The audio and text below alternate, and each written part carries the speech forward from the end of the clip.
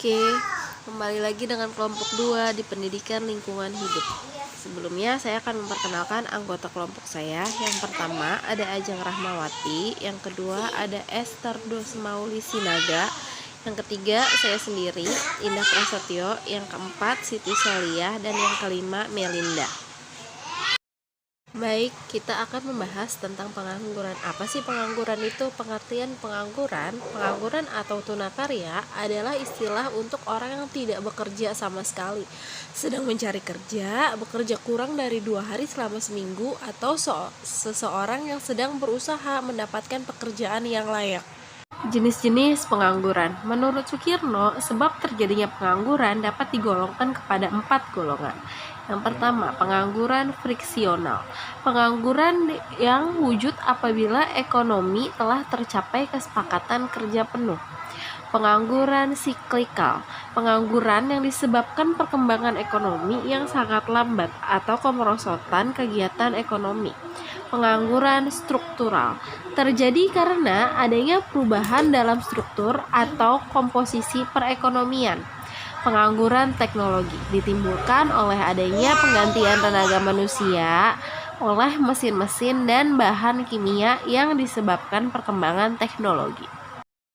Tingkat pengangguran di DKI Jakarta menurut data Badan Pusat Statistik pada Agustus 2020 sebesar 10,95% atau setara 572.780 orang.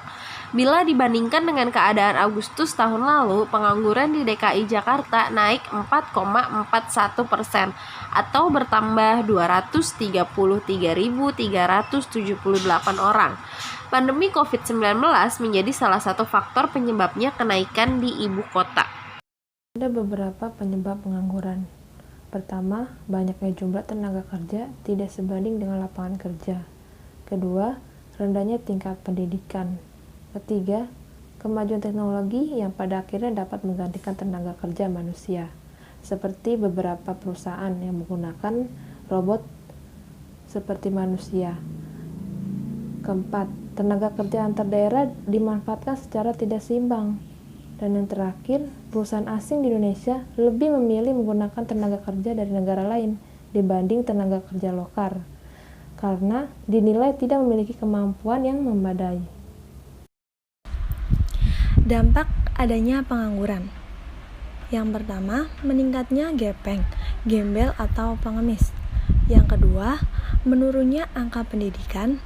Yang ketiga, menurunnya kondisi kesehatan masyarakat. Yang keempat, menurunnya daya beli masyarakat. Yang kelima, meningkatnya tindakan kriminal. Dan yang terakhir, tidak dapat menggalakkan pertumbuhan ekonomi, sehingga dalam keadaan ini, jelas pengangguran tidak akan mendorong perusahaan asing yang akan berinvestasi. Upaya mengatasi pengangguran. 1. Memperluas lapangan kerja dengan cara meningkatkan ekspor, mendorong ekspor, menyediakan sarana dan prasarana basic, memperluas produksi, menggiatkan program padat karya. 2. Mengurangi urbanisasi. 3. Memperbaiki mutu pendidikan agar masyarakat memiliki tingkat pendidikan yang setara.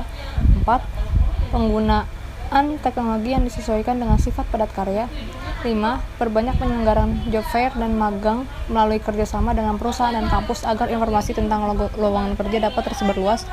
6. Mengendalikan laju pertumbuhan penduduk yang dapat dilakukan dengan program keluarga berencana atau KB.